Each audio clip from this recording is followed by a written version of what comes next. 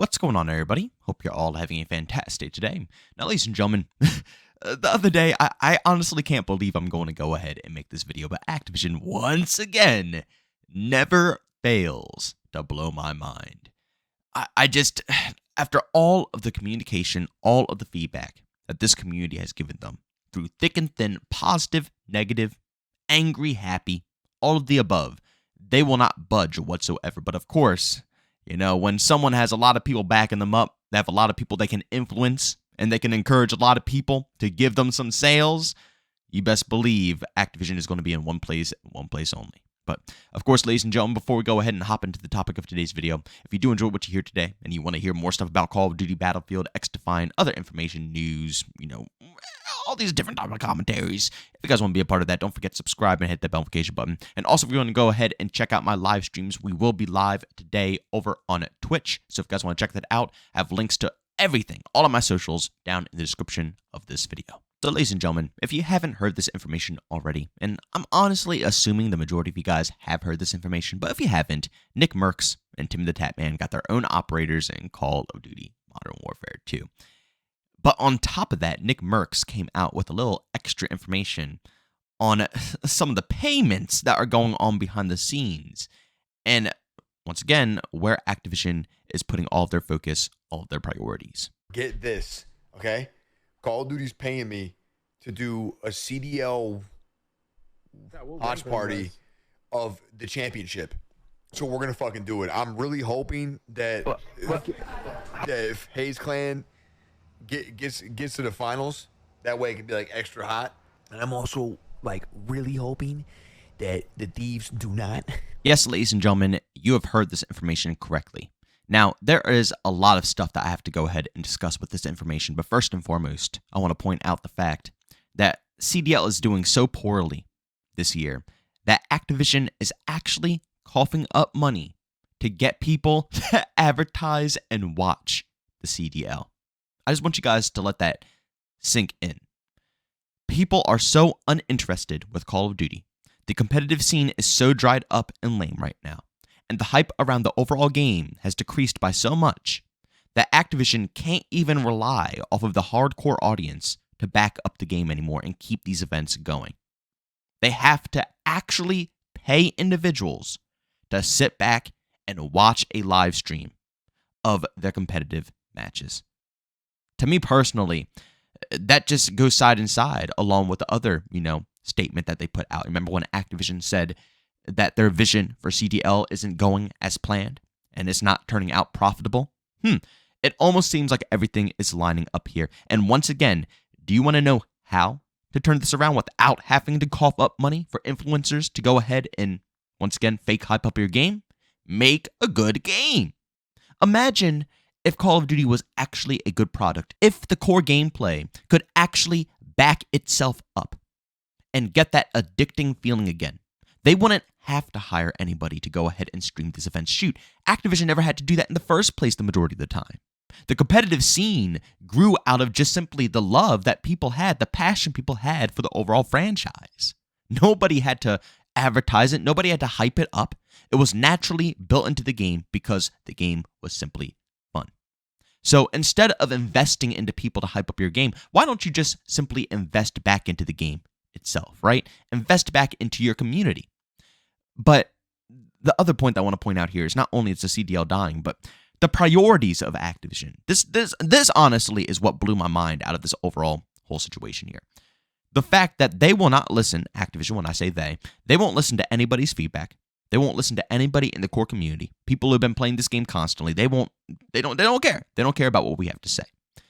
But Nick Mercs, they will pay an arm and a leg to get this man to have, one, an operator in their game, and two, to watch their CDL stream live and in action. They will pay all this money to an individual who has literally abandoned the COD franchise. No hate to Nick Mercs, obviously, with his overall deal. They're making cash money. Obviously, it's good for them. If someone came up to me and said, hey, you want an operator in a video game? You want a big paycheck to watch this stream? I would accept it too. And I would do the same thing as him. He's open about it. It's not like he's lying or anything. He's like, yo, I just got paid to go watch this stream. That's what we're going to do. And it's so straightforward. You can't get angry at the man for that. But it just blows my mind that Activision would prioritize, Nick Merckx over half the other individuals who are in the Call of Duty scene right now. I mean, the man literally up and abandoned Call of Duty. He went straight over to Apex. The amount of trash that he has talked about this game, and rightfully so, because the game does deserve some trash talking, but the amount of trash that he has said, the amount that he has done, he is completely backed away from the game, pulled all of his viewers away from playing Call of Duty, even wanting to play Call of Duty, yet and still, they're still willing to cough up money to get him to come back and view the overall experience. Like, they know he's going to go back to Apex. They know he doesn't even care for Call of Duty. They know that, what he's bringing to the table is only going to be temporary. They know all of this stuff. But they still choose him because he has people to back him up. He can influence people for a short period of time if that's all it needs, if that's all it takes, and it will be done. But the point I'm trying to make here is that if you do not have a massive following, if you do not have millions worth of people at your disposal to sell stuff to, you don't matter to Activision. Your opinion doesn't matter to Activision, and everything about you doesn't matter to Activision. You are just a statistic that they're going to work around to try to prosper more off of their game. And that right there is what this overall deal shows to me. And once again, it further proves to me the future of Call of Duty is only getting darker and darker and darker. I use them all the time now. I used to use DICE, but I can't use DICE anymore. But the main development team that I'm thinking of are the developers behind XDefiant. They listen, they communicate, they talk to us. We mean something to them. When you're a part of the XDefiant community, you feel like you are a part of the game. You feel like what you say, what you want, what you are trying to help with matters. And you don't get to the point where we're ranting, we're angry, we're pissed, we're screaming. You have a salty community. We don't get to that point because we're not ignored to that point. The only reason the COD community is like that at times is because we're never listened to. Once again, our opinion is irrelevant, and unless you have millions of, like I said, disposable people at your service to sell stuff to, you don't matter. Your opinion doesn't matter. No matter how long you've been playing the game, no matter how passionate you are about the project, no matter how much you know about your COD history, it doesn't matter. What you say doesn't mean anything. And before people come in and say, well, you're not a developer, you don't know what you're talking about, that's true. But there's tons of people out there in the modding community that do know what they're doing and sometimes make better projects than the actual AAA devs themselves. There's a lot of people, intelligent people out there who know what they're talking about, and they are still ignored because, once again, they don't have millions of people at their disposal. But at the end of the day, this is just simply disgusting behavior. I mean, everything that has been recently coming out, as I always say, I always just expect the worst when it comes to COD and Activision, and they keep proving me so.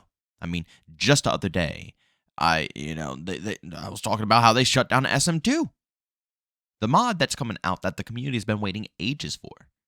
Something that would have helped the community through these really dark times in COD.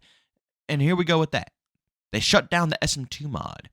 And instead of investing a bunch of money into making sure their core game is good, or maybe getting feedback from gamers who are very passionate about the COD franchise, so on and so forth, to make sure the core product is fun, instead of doing that, they're investing once again into influencers. People who can, I would say, pretty much bounce around to any game that they please. But at the end of the day, why focus on the ones who don't even care about this project? Why? I understand the ones who are focusing on this project are angry, but why not make them happy? Why not make them pleased and turn your game around? Why are we trying to bring in people who don't care about the game? I wouldn't even consider outsiders to come in to bring fake hype.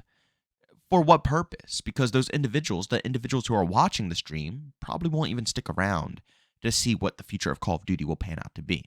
They'll probably go right back to Apex or whatever game Nick decides to go to.